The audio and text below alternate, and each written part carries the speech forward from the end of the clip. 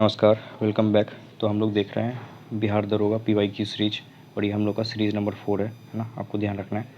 हम लोग स्टार्ट करते हैं। हम लोग इस लेक्चर में देखने वाले हैं जो 26 अगस्त 2012 को पेपर हुआ था, उसका हम लोग PYQ एनालिसिस करेंगे, है ना। स्टार्ट करते हैं क्वेश्चन नंबर 1 से। विश्व में सर्वाधिक उत्पादित खाद्य फसल है तो गेहूँ, चाय, गन्ना। जो खाद्य फसल, खाने वाली फसल सबसे ज़्यादा कौन सी? तो गेहूँ सर्वाधिक उपाई जाती है। देखते हैं, गेहूँ उत्पादन में चीन प्रथम है और भारत द्वितीय स्थान पर है। ठीक है। चावल कहाँ कहाँ है? तो चीन, भारत, इंडोनेशिया में सबसे ज़्यादा जो उपजाई जाती है। चीनी ब्राज़ील, भारत, चीन में। तंबाकू चीन, भारत, ब्राज़ील में।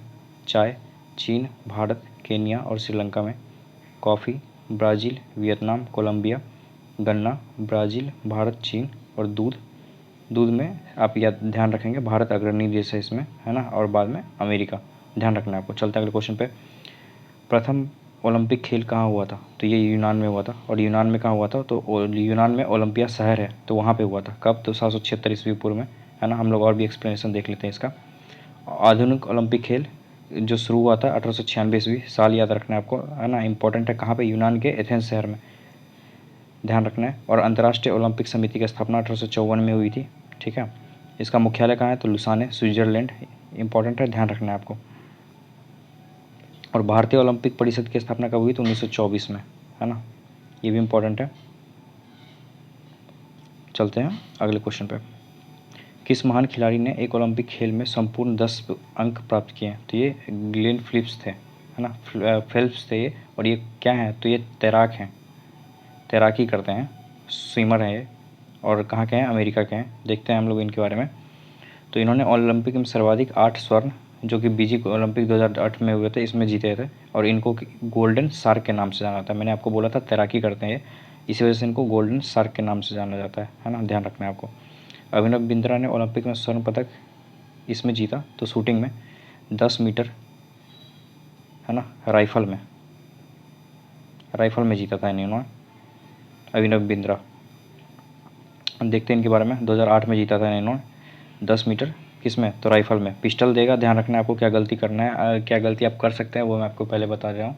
पिस्टल नहीं है, राइफल है, ध्यान रखना है। ठीक है। भारत के लिए पहला स्वर्ण पदक जीता इन्होंने किस में? तो शूटिंग में, है ना। देखते हैं और आगे क्वेश्चन देखते हैं अगला। किसी भारतीय द्वारा एक क्रिकेट टेस्ट मैच में सर्वाधिक विकेट का रिकॉर्ड किसके नाम है? तो ये हिरवानी जी के नाम है। इन्होंने 13 विकेट लिए था, है ना। देखते हैं। नरेंद्र दीपचंद्र हिरवानी, ठीक है। इन्होंने पदार्पण टेस्ट मैच में सर्वाधिक 13 विकेट लिए हैं। लेकिन जो कि टेस्ट मैच में अगर बात हो तो 10 विकेट लेने वाले रिकॉर्ड किन के नाम है? अनिल कुंबले के नाम, आपको पता होगा। 10 का 10 विकेट इन्होंने लिया था। भारत में अगर सर्वाधिक टेस्ट विकेट लेने वाले खिलाड़ी हैं तो यही हैं, है ना। आपको ध्यान रखना कौन? तो अनिल कुंबले 619 विकेट ले चुके हैं। और विश्व में टेस्ट मैच में सर्वाधिक विकेट 800 लेने वाले कौन है? श्रीलंका के मुथैया मुरलीधरन, आपको पता होगा, बहुत फेमस बॉलर थे ये अपने टाइम के। विश्व की सबसे ऊंची इमारत कहाँ है? दुबई में। गाना सुना होगा आपने, दिला दो तुझे बुर्ज खलीफा, यही है बुर्ज खलीफा। इसकी हाइट 828.8 मीटर, है ना। और अगर इंडिया की बात की जाए, भारत की, तो भारत की सबसे ऊंची इमारत मुंबई में है। नाम याद रखिएगा, पालिस रॉयले, है ना। ध्यान रखना है आपको। चलते हैं आगे। विश्व का सबसे बड़ा पुस्तकालय कहाँ है? तो ये है वॉशिंगटन में, जो कि कहाँ है? अमेरिका में, संयुक्त राज्य अमेरिका में है। ठीक है। और स्थापना कब हुई थी? तो 1800 ईस्वी में, है ना। ध्यान रखना है आपको। और अगर भारत का बात किया जाए तो भारत का सबसे बड़ा पुस्तकालय पश्चिम बंगाल में है, कोलकाता शहर में, है ना, जिसका नाम क्या है? National library of India. अगले क्वेश्चन पे चलते हैं। सर्वाधिक जनसंख्या वाला शहर कौन सा है? तो टोक्यो, और टोक्यो के बाद दिल्ली। अगले क्वेश्चन पे चलते हैं। भारत में सबसे लंबा नदी पर बना पुल कहाँ है? तो ये है, जब क्वेश्चन बना था उस टाइम पे बिहार में था, बट अभी के हिसाब से आपको पता रखना है, तो ये अरुणाचल प्रदेश से लेके असम में है ना। हम लोग एक्सप्लेनेशन देखते हैं। गांधी सेतु पुल की बात हो रही है, जब ये क्वेश्चन बना था उस टाइम पे। तो भारत में नदी पर सबसे लंबा पुल बिहार की राजधानी पटना में महात्मा गांधी सेतु पुल था, जिस टाइम पे क्वेश्चन बना था उस टाइम की बात है। लेकिन अभी वर्तमान में आपको ये ध्यान रखना है, भूपेन हजारिका सेतु, है ना, सेतु का पुल का नाम है, जो कि कहाँ से कहाँ तक है? ढोला सादिया सेतु भारत का सबसे लंबा नदी पुल है ना। 9.15 किलोमीटर का है ये। और कौन सी नदी पे? तो ब्रह्मपुत्र नदी पे। ब्रह्मपुत्र नदी की सहायक नदी लोहित नदी है, इस पे है ना। ध्यान रखना है आपको।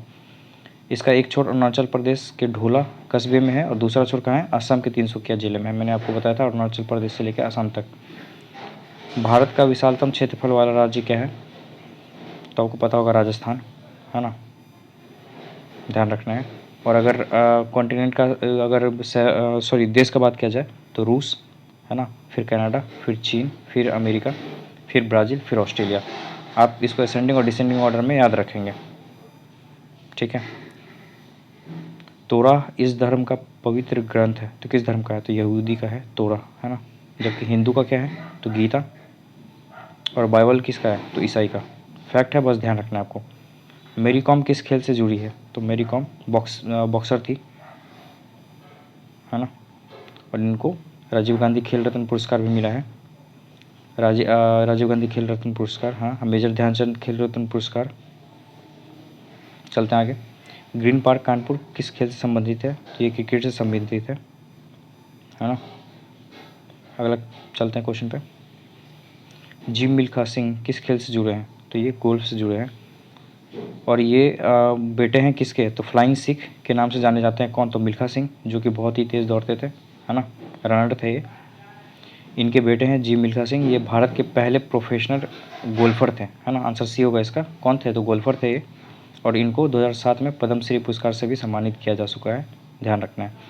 2006 राष्ट्रमंडल खेलों की मेजबानी किस देश ने की, तो ये उस टाइम का करंट का क्वेश्चन था, तो इसको छोड़ते हैं, है ना। बस इतना ध्यान रखना है कि 23वां राष्ट्रमंडल खेल का आयोजन 2026 में विक्टोरिया ऑस्ट्रेलिया में किया जाएगा, ये ध्यान रखना है बस आपको, है ना।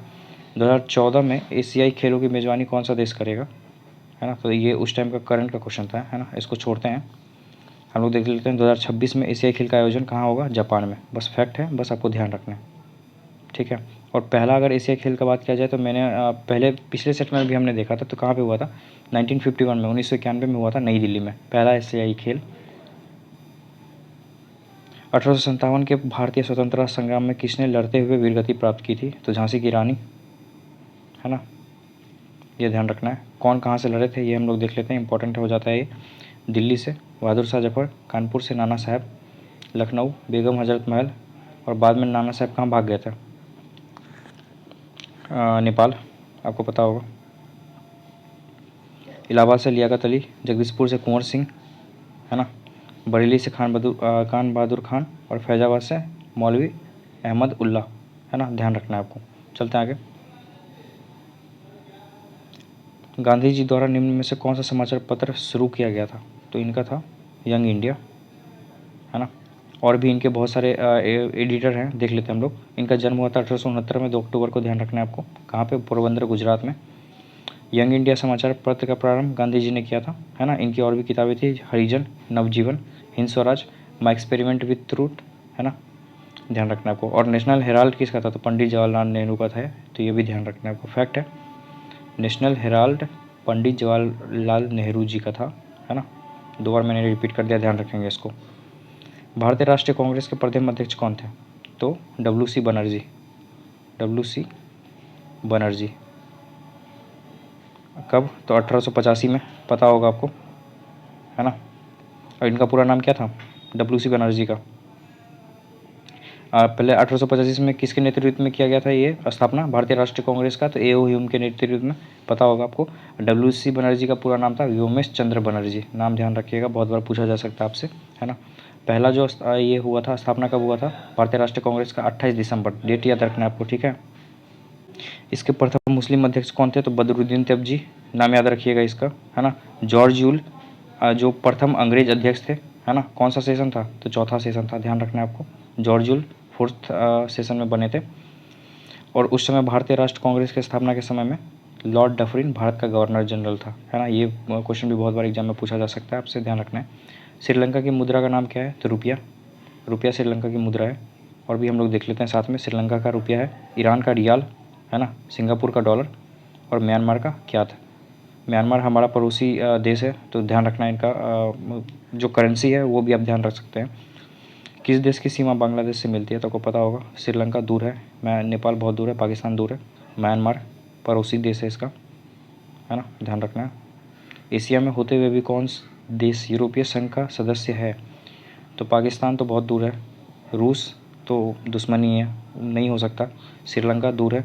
टर्की एशिया में होने के बाद भी बाउंड्री शेयर करता है यूरोप से, और यही यूरोपीय संघ का सदस्य है ना। चलते आगे। एशिया में कितने देश हैं? तो एशिया में टोटल देश का संख्या 47 है। और अफ्रीका में अगर बात हुआ अफ्रीका का, तो अफ्रीका में टोटल 54 देश हैं, है ना, ध्यान रखना आपको। चलते हैं, देखते हैं। एशिया संसार का सबसे बड़ा महाद्वीप है। क्षेत्रफल की दृष्टि से देखा जाता है तो विश्व के लगभग 30% क्षेत्रफल विस्तृत है। ये महाद्वीप में विश्व का 60% जनसंख्या एशिया में निवास करती है ना। वो एशिया में कितने द्वीप हैं, महाद्वीप हैं? तो 47 द्वीप हैं, जबकि अफ्रीका में 54 देश हैं, है ना। 47 देश हैं एशिया में। भोपाल गैस त्रासदी के लिए कौन सी बहुराष्ट्रीय कंपनी जिम्मेदार है? तो यूनियन कार्बाइड, है ना। इस पर एक मूवी भी आ चुकी है, अगर आपने नहीं देखा है तो आप लोग अगर फ्री टाइम है तो आप लोग देख सकते हैं, है ना। बहुत ही अच्छी मूवी है वो। इस पर हर चीज़ बताया गया है। और इसमें जो गैस रिलीज हुआ था, है ना, इसमें, तो उस गैस का नाम था मिथाइल आइसोसाइनाइड, है ना। बहुत बार एग्जाम में क्वेश्चन पूछा गया है और इसका डेट याद रखना है आपको, 1984, कम से कम साल याद रखना है कौन से साल में हुआ था। तो 1984 में हुआ था, है ना। भारत के किस शहर में दूसरे राज्यों से सर्वाधिक प्रवासी आते हैं? तो दिल्ली, भारत की राजधानी यहीं पे। और आपको मैं एक चीज़ बता दूं कि 9 जनवरी को प्रवासी दिवस मनाया जाता है, प्रवासी भारतीय दिवस मनाया जाता है ना। किस वजह से मनाया जाता है ये? तो महात्मा गांधी इसी दिन, कब, 9 जनवरी 2015 को अफ्रीका से भारत आए थे, उसी के उपलक्ष्य में मनाया जाता है हर साल। किस भारतीय नेता ने सामाजिक नेटवर्कों को कुछ भी प्रदर्शित करने से पहले समीक्षा करने को कहा है? तो ये कहा था उस समय के कपिल सिब्बल ने, है ना। बस फैक्ट, बस उस टाइम में का था ये, तो इस वजह से छोड़ दीजिए उनको, है ना। उस समय का करंट था, हो गए। किस प्रसिद्ध भारतीय चलचित्र अभिनेता की हाल ही में लंदन में मृत्यु है? करंट का क्वेश्चन था उस टाइम में, छोड़ दीजिए। चलते हैं आगे क्वेश्चन। कोलावेरी डी गीत जो यूट्यूब पर लोकप्रिय हुआ किस भाषा में फिल्म से है? ये तमिल में है। और किसने गाया था इसको? धनुष, फेमस एक्टर हैं, इन्होंने गाया था, है ना। एक टिकट के पीएनआर में पी किसके लिए आता है? तो पीएनआर का फुल फॉर्म हम लोग देख लेंगे, पैसेंजर नेम रिकॉर्ड। तो पी आता है पैसेंजर के लिए, ऑप्शन नंबर सी ध्यान रखना है ना, इंपॉर्टेंट हो जाता है ये कुछ क्वेश्चन। प्राइड एंड प्रीजुडिस इनके द्वारा लिखा उपन्यास है, किन्होंने लिखा है? तो ऑस्टिन ने लिखा है ना। कब? तो 1813 ईस्वी में, जेन ऑस्टिन पूरा नाम था, ध्यान रखना है। बुक से भी क्वेश्चन बनते हैं, आपको पता होगा। पुस्तक the 3 mistakes of my life किन की लिखी हुई है? तो ये चेतन भगत का लिखा हुआ है ना। बस आगे बढ़ते हैं। क्वीन ऑफ टॉक किसके लिए रखा गया नाम है? तो ये नाम रखा गया है अपरा विनफ्राई के लिए, है ना। ग्रामीण बैंक का संस्थापक कौन था? तो मोहम्मद यूनुस। 2000 ईस्वी में भारत सरकार द्वारा गांधी शांति पुरस्कार से भी सम्मानित किया गया है इनको। ये बांग्लादेश के हैं, और अभी आपको पता होगा बांग्लादेश में जो अभी तख्ता फ्लट हुआ है, मिलिट्री कू हुआ है बांग्लादेश में, उनके जो मास्टरमाइंड थे यही थे, है ना, मोहम्मद यूनुस। ये अभी वहाँ के प्रधानमंत्री हैं बांग्लादेश के। महामना के नाम से किसे जाना जाता है? तो मदन मोहन मालवीय, है ना, इकलौते इंसान है जिनको महामना के नाम से जाना जाता है। इनका जो जन्मदिन है वो 1861 में हुआ था, 25 दिसंबर को, और इन्होंने ही काशी हिंदू विश्वविद्यालय की भी स्थापना की थी। मदन मोहन मालवीय जी ने, इनका नाम आपको ध्यान रखना है। और इनको 2014 में भारत रत्न मिल चुका है, और ये भारतीय राष्ट्रीय कांग्रेस के 4 बार अध्यक्ष भी रह चुके हैं। ये सब फैक्ट आपको ध्यान रखना है। 2010 में किस शहर में जर्मन बेकरी विस्फोट कांड हुआ था? ये उस समय का करंट का क्वेश्चन है, तो इसको छोड़ दीजिए, है ना। चलते हैं अगले क्वेश्चन पे। कंपनी रिसर्च इन मोशन किसके निर्माण से संबंधित है? ब्लैकबेरी, है ना। ये भी करंट का क्वेश्चन है। सुंगलू समिति इसके लिए नियुक्त की गई थी? तो सुंगलू समिति 2010 कॉमनवेल्थ गेम्स के लिए नियुक्त की गई थी। कोई भी समिति है ना, उससे रिलेटेड ध्यान रखना है आपको, है ना। हम लोग जितनी भी समितियाँ देख लेते हैं हम लोग एक एक करके। तो संगलू समिति हमने देखा 2010 कॉमनवेल्थ गेम्स के लिए। राज्य समिति कृषि जोतकर, वांचू समिति प्रत्यक्ष कर, है ना। अब यहाँ से इंपॉर्टेंट है सरकारिया समिति केंद्र राज्य संबंध के लिए, राज्य चलैया समिति कर सुधार के लिए, है ना। मालेगाम समिति प्राथमिक पूंजी बाजार, दीपक पारिख समिति आधारभूत संरचनाओं के वित्तीय मामलों में सुझाव देने हेतु, आदर्श सोसाइटी घोटाला समिति सरकारी गृह निर्माण में हुए घोटाले हेतु, और जो लवासा समिति था वो 7वां वेतन आयोग की समीक्षा हेतु था। ये जितनी भी समितियाँ मैंने अभी आपको बताई है सारा इंपॉर्टेंट है, सारे समिति ध्यान रखना है आपको। नियाग्रा फॉल्स कहाँ पे है? तो यूएसए। कहाँ पे है? तो यूएसए और अमेरिका और कनाडा के बीच में इंटरनेशनल लाइन बनाता है, अंतर्राष्ट्रीय सीमा बनाता है, ये ध्यान रखना है। और शहर अगर पूछ देगा तो कौन सा शहर में है, कौन से शहर के बीच है? तो अमेरिका का न्यूयॉर्क और कनाडा का ओंटेरियो प्रांत, इन दोनों के बीच में अंतर्राष्ट्रीय सीमा बनाता हुआ बहता है। भारतीय वायुसेना का आदर्श वाक्य क्या है? तो touching the sky with glory. भारतीय वायुसेना का स्थापना दिवस 1932 साल याद रखिए, इंपॉर्टेंट हो जाता है ना। अगर हो सके तो डेट भी याद रखिए, 8 अक्टूबर को बनाया जाता है। निम्न में से कौन ब्रिक्स राष्ट्र नहीं है? तो आपको पता होगा, बी से ब्राज़ील, आर से रसिया, आई से इंडिया और सी से चाइना और एस से साउथ अफ्रीका। तो ब्रिटेन नहीं है इसमें, है ना। तो इसका आंसर क्या होगा? सी। बस ध्यान रखना। इसका स्थापना कब हुआ था? 2006 में। चलते हैं अगले क्वेश्चन पे। भारत का राष्ट्रीय वृक्ष क्या है? इजी क्वेश्चन, बरगद, है ना। और भी हम लोग देख लेते हैं। राष्ट्रीय ध्वज अपना तिरंगा, राष्ट्र पक्षी मोर, राष्ट्रीय पुष्प कमल, वृक्ष बरगद, राष्ट्रगान क्या है? जनगण मन, राष्ट्रीय नदी गंगा, राष्ट्रीय चिन्ह अशोक चिन्ह है, राष्ट्रीय जलीय जीव डॉल्फिन, है ना। राष्ट्रीय पंचांग शक संवत, आप मुझे बताएंगे कि शक संवत कौन से ईस्वी में मनाया जाता है? कौन सा ईस्वी फिक्स किया गया शक संवत के लिए, आप मुझे कमेंट में बताइएगा। राष्ट्रीय गीत वंदे मातरम, राष्ट्रीय फल आम, है ना। और राष्ट्रीय खेल हॉकी, ध्यान रखना है आपको। चलते हैं आगे क्वेश्चन पे। भारत का राष्ट्रीय चिन्ह क्या है? तो राष्ट्रीय चिन्ह 4 सिर, दिखता 3 सिर है लेकिन ये टोटल आगे चारों डायरेक्शन में सिर लगा हुआ है, तो 4 सिर है ना। ध्यान रखना है आपको। कब भारत सरकार ने अडॉप्ट किया था इसको? तो 26 जनवरी 1950 को राष्ट्रीय चिन्ह के रूप में अपनाया गया था इसको, ध्यान रखना। और कहाँ से लिया गया था? सारनाथ का, जो सारनाथ में जो अशोक का स्तंभ लगा हुआ है उसके ऊपर जो सिंह लगे हुए हैं वहीं से कॉपी किया गया है, ये ध्यान रखना है आपको। 1923 में बनी स्वराज पार्टी के संस्थापक कौन थे? तो आपको पता होगा, मोतीलाल नेहरू। और साथ में कौन? CR दास, CR दास, जिसको क्या कहते हैं? चित्तरंजन दास, है ना।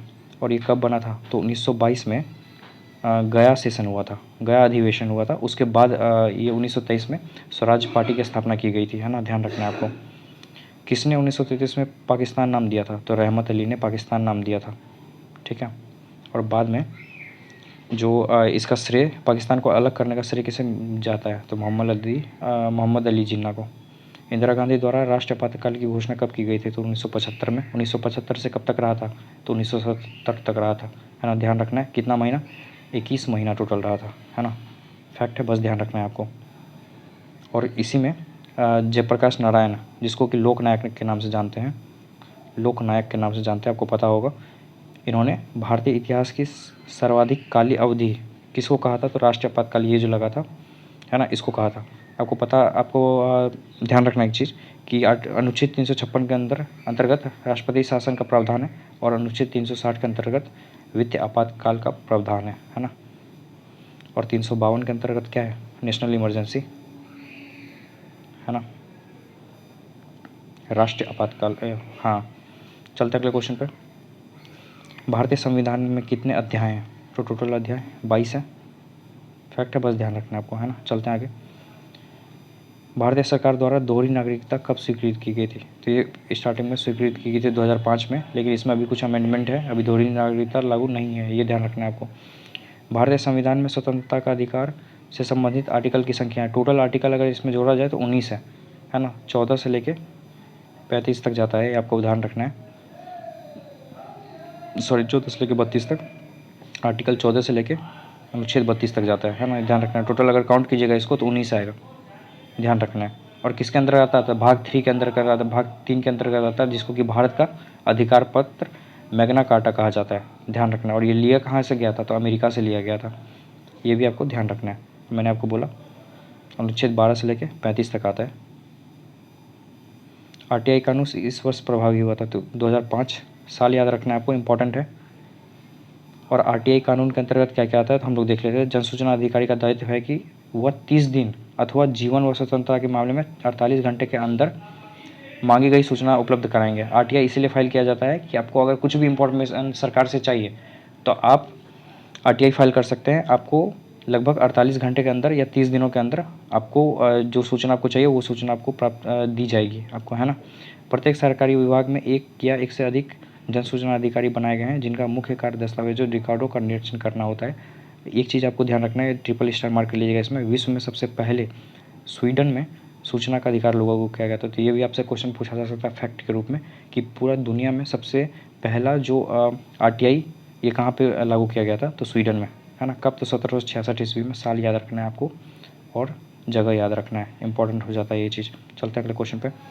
भारतीय संसद के संयुक्त अधिवेशन की अध्यक्षता कौन करता है? तो आपको पता है, आपको पता होगा कि संयुक्त अधिवेशन की जो अध्यक्षता है ये स्पीकर लोकसभा करता है और इसके एब्सेंटी में जो डिप्टी स्पीकर हैं ये लोकसभा के वो करते हैं, लेकिन कभी भी उपराष्ट्रपति नहीं करता है। और उनके एब्सेंटी में भी कौन करेगा? तो जो राज्यसभा का जो डिप्टी स्पीकर है वो करेगा। ये आपको ध्यान रखना है। और कौन सा अनुच्छेद के अंतर्गत आता है? तो अनुच्छेद 108 के अंतर्गत आता है, आपको ध्यान रखना है। और कौन बुलाता है संयुक्त भारतीय संसद का जो संयुक्त अधिवेशन है, कौन बुलाता है? तो राष्ट्रपति बुलाता है। चलते हैं आगे। भारत के किस राष्ट्रपति का काल दीर्घतम था? दीर्घतम रहा मतलब सबसे लंबा। राजेंद्र प्रसाद का कितना? तो 12 साल, है ना, ध्यान रखना है आपको। चलते हैं आगे। किस संशोधन द्वारा पंचायतों को संवैधानिक दर्जा दिया गया? तो 73वां कब? 1992 में। और 74वां से क्या मिला था? जो म्यूनसिपाल्टी है उनको मिला था, है ना, ध्यान रखना है आपको। चलते अगले क्वेश्चन पे। नमक का सर्वाधिक उत्पादक राज्य गुजरात है, फैक्ट है, रट लीजिए इसको। चलते हैं आगे क्वेश्चन पे। भारत किसका सबसे बड़ा उत्पादक एवं निर्यातक है? तो माइका। अभ्रक, अभ्रक कैपिटल किसको बोलते हैं? कोडरमा, है ना, ध्यान रखना है। चलते हैं अगले क्वेश्चन पे। कृषि का भारतीय GDP में लगभग प्रतिशत में कितना योगदान है? तो लगभग 25% के आसपास है। ये घटता बढ़ता रहता है, कभी 18%, 19% आ जाता है, ध्यान रखना है ना। भारत में रेलवे स्टेशनों की लगभग संख्या कितनी है? तो अप्रॉक्स में आपको 7000 ध्यान रखना है ना। पहला रेलवे कहाँ से कहाँ तक चला था? तो अप्रैल में 1853 में चलाया गया था, मुंबई से थाने के बीच में 34 किलोमीटर का डिस्टेंस था, है ना, ध्यान रखना है आपको। और किसने चलाया था? डलहौजी ने, डलहौजी।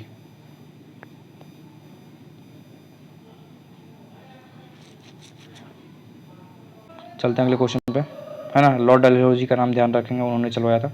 मणिपुर की राजधानी कहाँ है? तो मणिपुर की राजधानी इम्फाल है। मेघालय का शिलोंग है। गोवा का पणजी है ना। और भी हम लोग राजधानी देख लेते हैं। मेघालय का शिलोंग, मणिपुर इम्फाल, नागालैंड का कोहिमा है ना, गोवा का पणजी और त्रिपुरा का अगरतला है। आप मुझे कमेंट में बताएंगे अरुणाचल प्रदेश का क्या है? अरुणाचल प्रदेश का क्या है, आप मुझे कमेंट में बताएंगे। चलते अगले क्वेश्चन पे।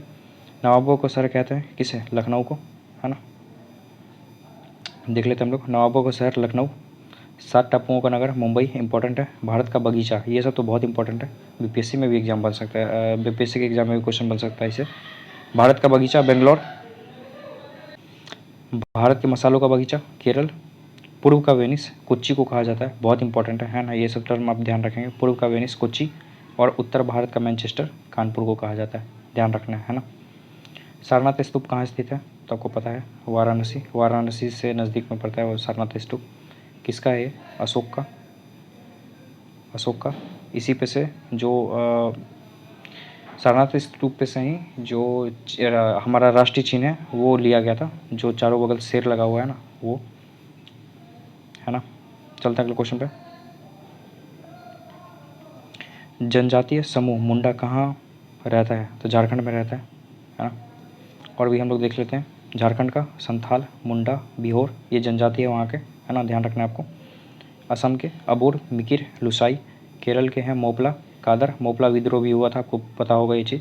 मणिपुर के कुकी, अंगामी। अभी कुकी जो मणिपुर में भी वायलेंस हो रहा है, कुकी का बहुत बड़ा रोल है उसमें। मेघालय गारो, खासी, जयंतिया, ध्यान रखना है आपको। चलते हैं अगले क्वेश्चन पे।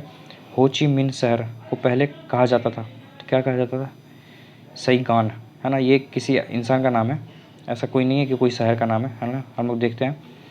हो ची मिन साम्यवादी परंपरा के ईसाई करीब माने जाने वाले विचारक थे। ये वियतनाम के पूर्व राष्ट्रपति थे, है ना। हो ची मिन ने राष्ट्रीय मुक्ति संघर्ष का उदाहरण वियतनाम के माध्यम से प्रस्तुत किया। हो ची मिन शहर को पहले सईगॉन कहा जाता था, है ना, मैंने बोला आपको ये इंसान है। भारतीय मानक समय ग्रीनविच मीन समय से कितना आगे है? तो हम लोग पूर्व के डायरेक्शन में है। ये लंदन शहर से गुजरती है और हमारा प्यारा भारत पूर्व के डायरेक्शन में है ना। तो पूर्व के डायरेक्शन में अगर आप जाइएगा तो आपको प्लस हो जाएगा, तो ये 5.5 घंटे आगे है हम लोग। और अगर हम लोग पश्चिम के डायरेक्शन में होते तो हम लोग माइनस में जाते, वहाँ घटते। यहाँ आगे लिखा हुआ ना आगे पीछे, तो ये आगे वही है, 5.5 घंटे आगे हैं हम लोग, है ना। चलते अगले क्वेश्चन पे। फिनलैंड की संसद कहलाती है, फिनलैंड की संसद क्या कहलाती है? संसद ही कहलाती है। अफगानिस्तान का सोरा फिनलैंड संसद, मालदीव मजलिस, जापान का डाइट, इजराइल का नेशेट, है ना, ध्यान रखना ये। चलते आगे, देखते हैं हम लोग आगे। यूके का राष्ट्रीय पुष्प क्या है? तो यूके का राष्ट्रीय पुष्प गुलाब है। हम लोग और भी देख लेते हैं, जीव गरीब क्वेश्चन पूछा गया है इसमें। फ्रांस का लिली, ऑस्ट्रेलिया का गोल्डन वेटल, यूके का गुलाब का फूल, कनाडा नेपाल की पत्ती, भारत कमल का फूल, मेक्सिको डहेलिया, है ना। फैक्ट है, बस ध्यान रख लीजिएगा। इंग्लैंड का राष्ट्रीय प्रतीक क्या है? तो इंग्लैंड का राष्ट्रीय प्रतीक सोने का शेर है। श्रीलंका का राष्ट्रीय प्रतीक क्या है? तो सोने का शेर। आपने देखा होगा श्रीलंका का अगर झंडा देखा होगा तो उस पर सोने का शेर का लोगो लगा हुआ है उस पर, है ना। श्रीलंका का सोने का शेर, ईरान का गुलाब का फूल है, भारत अशोक चक्र, जापान गुलदाउदी, New Zealand kiwi, Australia kangaroo, Spain का ईगल, है ना, अमेरिका का गोल्डन रॉड। दोनों में कंफ्यूज मत होइएगा, है ना। बहुत जगह आप अमेरिका में ईगल में मार के आ जाइएगा, ध्यान रखना है आपको। स्पेन का ईगल है, अमेरिका का गोल्डन रॉड है, ध्यान रखना है। चलते अगले क्वेश्चन पे। निम्न में से कौन सी एक महत्वपूर्ण हरित गृह गैस है? तो कार्बन डाइऑक्साइड, कार्बन डाइऑक्साइड है ना, ध्यान रखना है आपको। निम्न में से कौन सा एक संरक्षित जीव मंडल का नाम नहीं है? निम्न में से कौन सा एक संरक्षित जीवमंडल का नाम नहीं है? नंदा देवी कहाँ पे है ये? उत्तराखंड में, है ना। बंदीपुर कहाँ है बताइए? बंदीपुर, नागरहोलो, ये दोनों एक ही जगह है, कर्नाटक में है ना। काजीरंगा कहाँ है? असम में है, ध्यान रखना है आपको। लघु गणक इनके द्वारा विकसित किया गया है, तो लघु गणक इनके द्वारा विकसित किया गया है ना। नेपियर, ये ध्यान रखना आपको। सी है ना। एफपीएस पद्धति में द्रव्यमान की इकाई है, तो एफपीएस पद्धति में फुट, पाउंड और सेकंड में द्रव्यमान की इकाई पाउंड है ना। ये ब्रिटिश पद्धति की है, तो बस इतना ध्यान रखना है आपको। न्यूटन के गति में के कितने नियम है? आपको पता होगा 3 नियम है टोटल, है ना, ध्यान रखना है। जो कि प्रथम नियम जड़त्व का नियम है और तृतीय नियम क्रिया प्रतिक्रिया का नियम है, बस इतना ध्यान रखिए। चलते हैं आगे। एक अश्व शक्ति में कितने वाट होते हैं? आपको पता होगा 746 वाट। चलते हैं आगे। इंद्रधनुष में सबसे बाहर की ओर कौन सा रंग होता है? तो सबसे बाहर की ओर लाल होता है। आपने पढ़ा होगा, अगर इंग्लिश में देखते हैं विब, GYOR, है ना। तो आर से रेड बाहर होता है, ध्यान रखना है, तो लाल होता है बाहर। फ़ारेनहाइट तापमापी के ऊपरी तथा निचले बिंदु के मध्य कितना अंतराल होता है? तो 180 डिग्री का अंतराल होता है। चलते हैं अगले क्वेश्चन पे, है ना।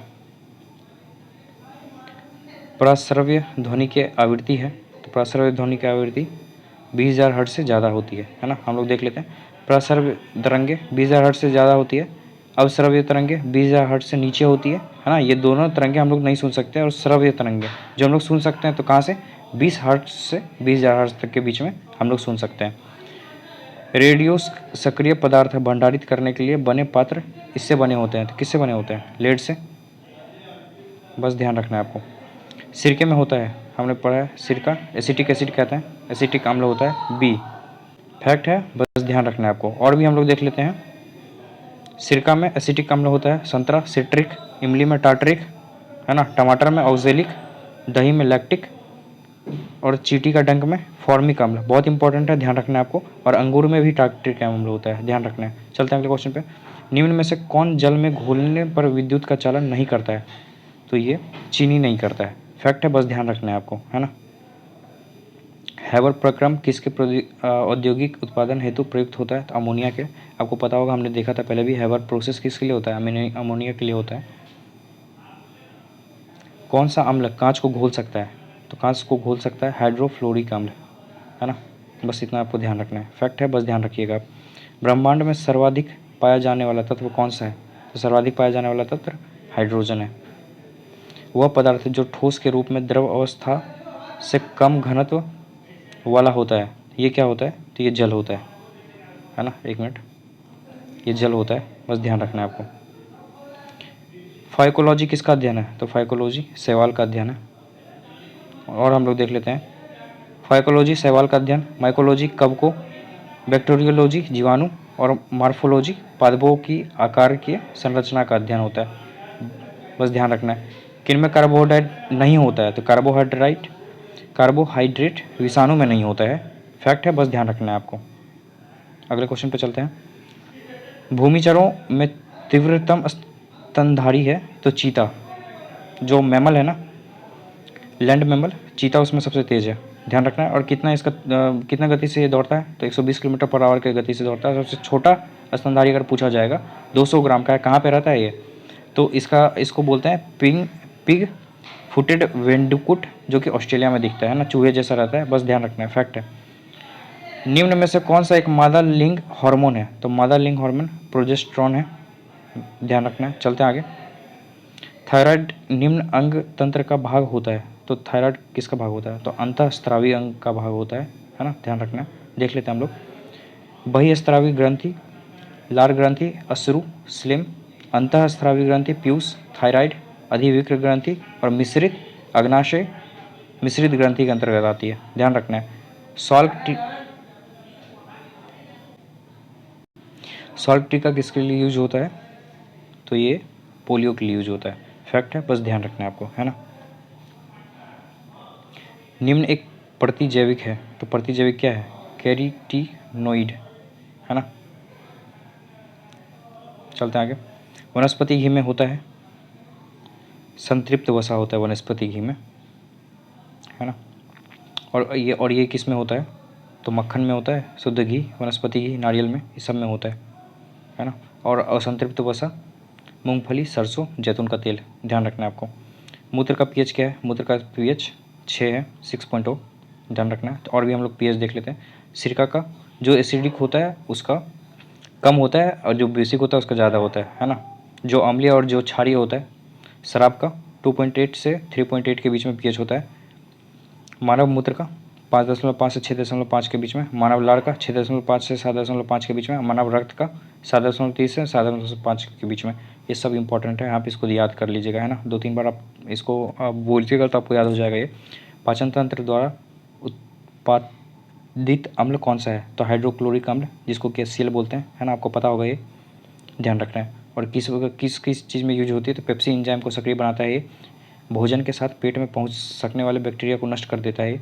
अवशोषण के लिए जगह प्रदान करता है और पचा हुआ भोजन हमारे रक्त में जाता है इसकी वजह से, है ना, ध्यान रखना है। स्वस्थ दृष्टि के लिए कौन सा विटामिन आवश्यक है? तो दृष्टि की बात हुई है, आई के लिए, तो विटामिन ए, है ना। अगर विटामिन ए की कमी हो जाए तो क्या होता है इंसान को? रतौंधी होता है, आंखों का शुष्क हो जाता है, दृष्टि समाप्त हो जाती है वो, ये सब ध्यान रखना है। और किस में पाई जाती है? हरी पत्तीदार सब्जियाँ में, गाजर, कलेजी, दूध, पनीर, ये सब में विटामिन ए पाया जाता है, ध्यान रखना है ना। ये कंप्यूटर का क्वेश्चन है। निम्न में से कौन सा एक खुला TLD नहीं है? तो बस इसको ध्यान रख लीजिए, .net नहीं है, TLD खुला, है ना। चलते हैं आगे। NIC कार्ड, NIC कार्ड क्या है? तो NIC कार्ड का फुल फॉर्म पहले देख लेते हैं। नेटवर्क इंटरफेस कार्ड होता है, जो कि PC को इंटरनेट से जोड़ता है ना। तो ये PC को जोड़ता है, बी होगा इसका आंसर, बस इसको ध्यान रखना है आपको। संगणक की गति किस में व्यक्त की जाती है? तो संगणक की गति गीगाहर्ट्ज़ में व्यक्त की जाती है ना, बस ध्यान रखना है। कंप्यूटर की गति को हर्ट्ज़ में मापा जाता है। DVD में भी का अर्थ क्या होता है? DVD का पहले फुल फॉर्म देख लेते हैं। DVD का full form digital versatile disc या डिजिटल वीडियो डिस्क होता है। तो भी मतलब क्या हो गया? Versatile, option number B, fact है, ध्यान रखना है। रैम में ए के लिए क्या आता है? तो रैम का फुल फॉर्म पहले देखेंगे, रैंडम एक्सेस मेमोरी। ए के लिए क्या है? Access, option number A. इससे क्या पता चलता है? हमें फुल फॉर्म पता होना चाहिए, तभी आप ये सब चीज़ का आंसर दे पाएंगे। फेसबुक के संस्थापक कौन है? मार्क जुकरबर्ग, पता होगा आपको, है ना। और माइक्रोसॉफ्ट के बिल गेट्स। बायो डीजल इससे बनता है, तो किससे बनता है बायो डीजल? घास से, है ना, फैक्ट है, ध्यान रखिएगा इसको। रबी की फसल की कटाई का महीना कौन सा है? तो सितंबर। रबी की फसल बोई कब जाती है? पहले ये देखते हैं हम लोग। तो अक्टूबर से नवंबर के बीच में, अक्टूबर से नवंबर के बीच में बोई जाती है और कटेगी 5 से 6 महीने के बाद, तो मार्च में कटती है। जनवरी पहले हो जाएगी, है ना, जब हल्की धूप आ जाती है तब कटती है। और रबी की फसल की जो फेमस कौन सी है? तो गेहूँ रबी फसल है, ध्यान रखना है, ऑप्शन नंबर बी, ध्यान रखना है। और हम लोग देख लेते हैं, ऑप्शन में दिया हुआ है रबी की फसल के अंतर्गत कौन कौन आता है? जौ, चना, गेहूँ, सरसों, मटर, ये सब आती है रबी फसल के अंदर। और खरीफ फसल के अंतर्गत क्या आती है? तो धान, मक्का, ज्वार, बाजरा, मूंग, है ना। ये हमारा हो गया 100 का क्वेश्चन। आप मुझे कमेंट में बताइए कितना क्वेश्चन आपका सही हुआ है। हम लोग अगले लेक्चर में अगला सेट देखने वाले हैं ना। अगर वीडियो पसंद है तो वीडियो को लाइक करेंगे, चैनल को सब्सक्राइब करने नहीं भूलेंगे, है ना। Thank you so much.